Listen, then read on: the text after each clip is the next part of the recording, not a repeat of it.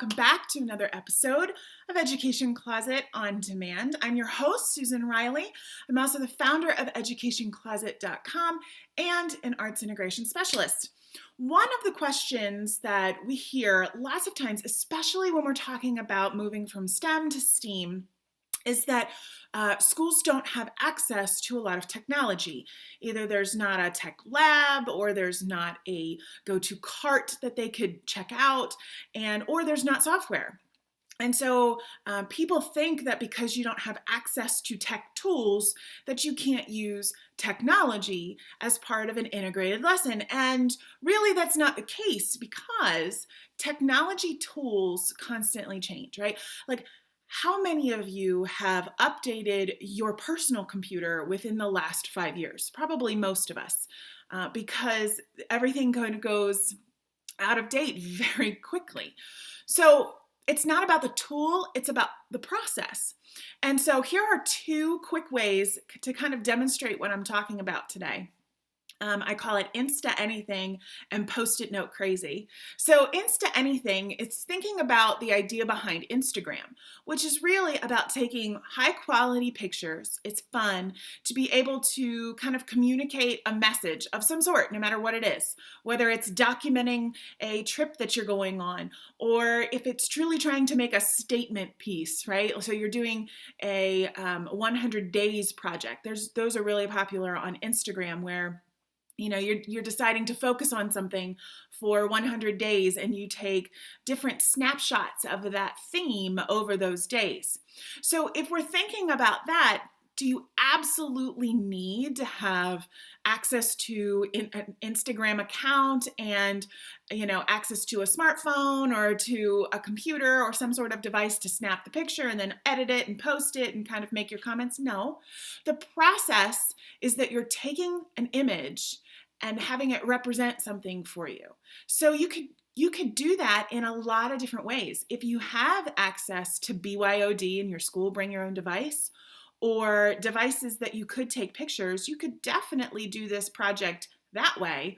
And rather than posting it on social media, you could develop your own Instagram board in your classroom or in your school and kind of highlight different themes that you're working on throughout the school year.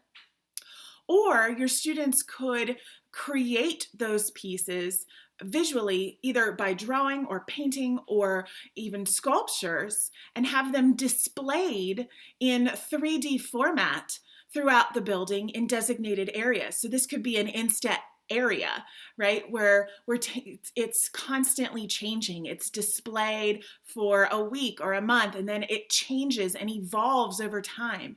It can be a more organic experience than simply posting a photograph. So it actually becomes more interesting that way. And you're using technology because you're using the process behind the technology of Instagram and the idea to take it to another level.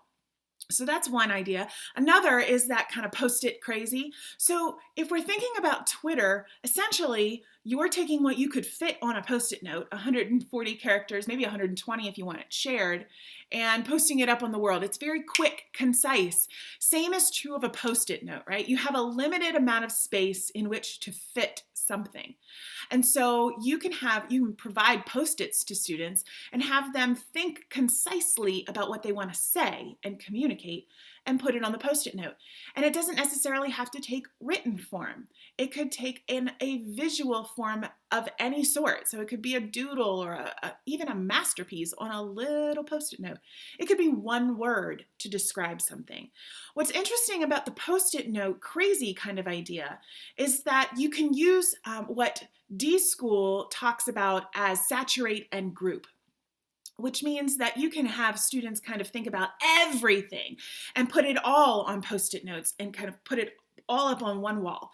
And then kind of look for themes that have come up and group those themes together, and then use that as a prompt for exploring a problem or an idea, either through a written format, mathematically, scientifically, historically. The options are really endless, and you're just starting with a post-it note.